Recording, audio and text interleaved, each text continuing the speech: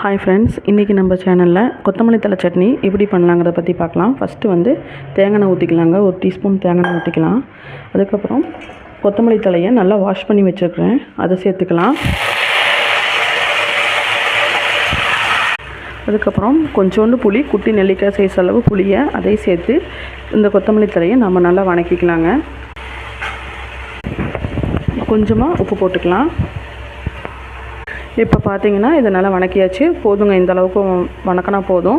இப்போ நம்ம அடுப்பு ஆஃப் பண்ணிடலாம். அப்புறம் இந்த மாதிரி ஒரு துண்டு தேங்காய் எடுத்து இந்த மாதிரி நெருப்பில் வச்சு நல்லா சுட்டுக்கலாங்க. இந்த சட்னி ரொம்ப டிஃப்ரெண்ட்டாக இருக்கும், ரொம்ப டேஸ்ட்டாக இருக்குங்க. இது வந்து வெரைட்டி ரைஸ்க்கு ரொம்ப நல்லாயிருக்கும், இட்லி தோசைக்கும் ரொம்ப அருமையாக இருக்கும். அதே போல் இந்த மிளகாய் சுட்டுக்கலாம். இப்போ பார்த்தீங்கன்னா நம்ம தேங்காயில் கட் பண்ணி வச்சாச்சுங்க. இது ஒரு மிக்ஸி ஜாரில் மாதிரி இதை அரைச்சிக்கலாம். பார்த்திங்கன்னா ரொம்ப சூப்பராக இருக்கும், ட்ரை பண்ணி